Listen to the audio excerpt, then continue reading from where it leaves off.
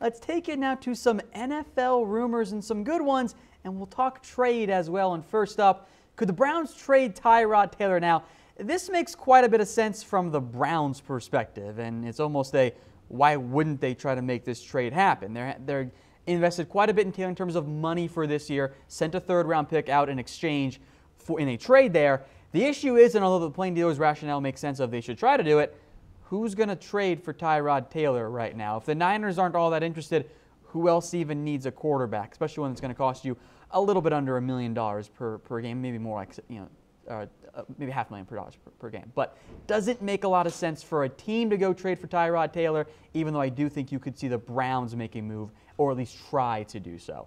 A trade that you could see go down, though, is Lev Bell. Now, the Steelers right now are actively shopping Bell. And this is a change from, oh, yeah, we're listening to Lev Bell. We'll listen to offers for Bell. Now it's a, hey, we're trying to trade this player. Now, their demands are, let's say, a bit of an issue. Let's put it that way. I think that's fair because they're asking quite a lot in a trade for Bell. They're asking not just for a second-round pick, which is what I thought they were going to get if and when they trade Bell, but they're also looking for a player too.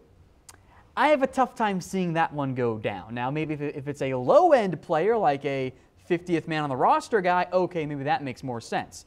I just have a tough time seeing a team giving up a premium pick and a player for a guy that you're going to get for only guaranteed maybe half the year, and you don't really trust them either long-term to not make a trade or to not leave in free agency. So the Jets and Niners have made exploratory calls, but I think the Niners movements came before Jimmy Garoppolo went down. So with that in mind, here are 5 teams that I think make more sense for Lev Bell. The Jets, of course, are on there. The Colts make sense if they're trying to win now, and they have a needed halfback in Marlon Mack. Can't seem to stay healthy.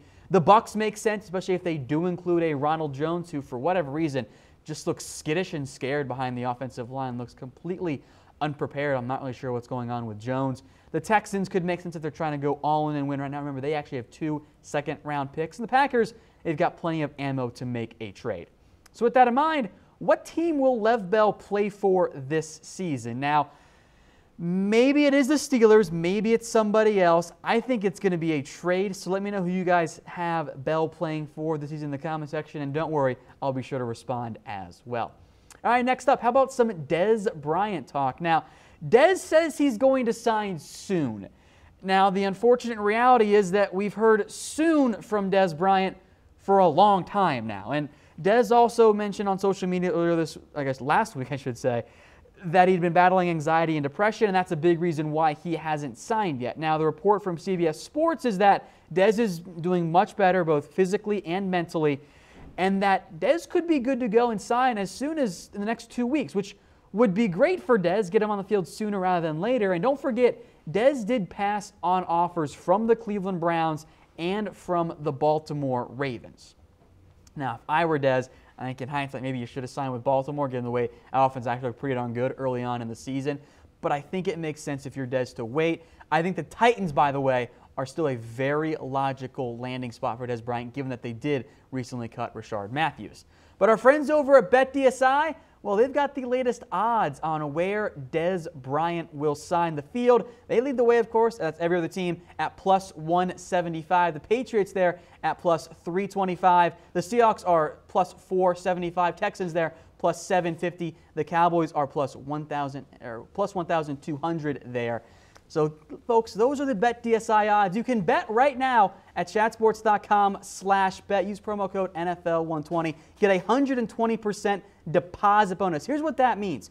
Put down $100. They'll give you $120 for free for a grand total of $220 to bet with on BETDSI if and only if you use that promo code NFL120 at chatsports.com/bet.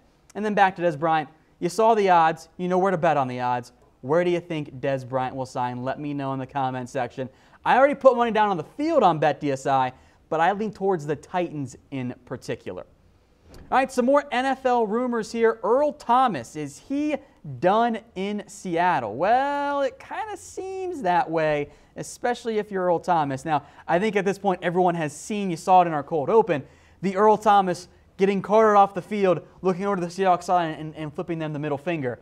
That just kind of summed up the way Earl Thomas feels right now, because if you're Earl Thomas, this was your absolute worst case scenario. You went out there, you played, you were playing really well, you were being a good teammate to your fellow players, and you got hurt, your season's over, and you have cost yourself money. This is why, by the way, Lev Bell's not playing, because he doesn't want that to happen to him. Now, Thomas will be healthy around the Super Bowl. He'll be good to go for free agency.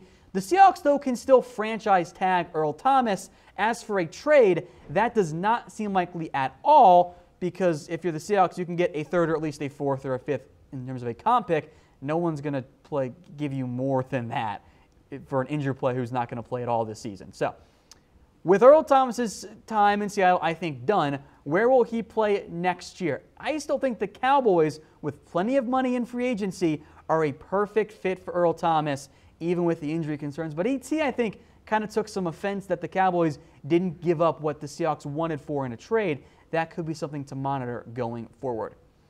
As for that Earl Thomas trade talk, it wasn't going to be the Cowboys, because Seattle didn't want to give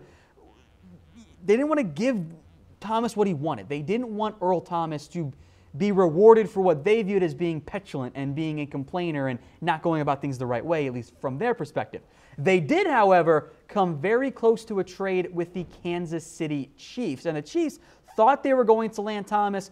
Ian Rappaport reports that the trade could have been done, in days or weeks, and likely would have happened, but with the injury, it's not going to go down. Doesn't make sense for either side. So Thomas could have been a Kansas City Chiefs player had it been 2 or 3 weeks from now. Instead, the injury ruins his chance of a trade for both Seattle, ET, and Kansas City.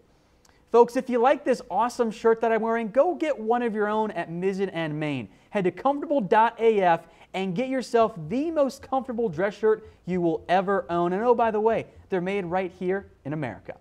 All right, one last note here. Jameis Winston, he's going to be starting. This, really shouldn't be a massive surprise given that Ryan Fitzpatrick isn't the franchise guy. And Dirk Cutter actually more or less said this today.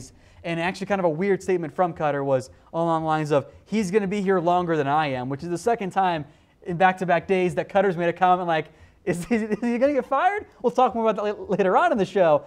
But Winston, despite the 2 interceptions, was better than Fitzpatrick was against the Bears. Granted, the offense in general and really the entire team was bad against the Chicago Bears. But at least if you're Winston, you showed some promise. And in the end, I think this is the right move for the Bucs, because you have got to find a way to see if Jameis Winston actually is your franchise guy. Because if he's not, then you got to make some changes, because you better draft somebody early too, because otherwise you're in big, big trouble if you're the Bucs. So with that in mind, I know you guys saw how Fitzpatrick played, namely in the first, let's say, 2.5 games. It wasn't all bad in week 3.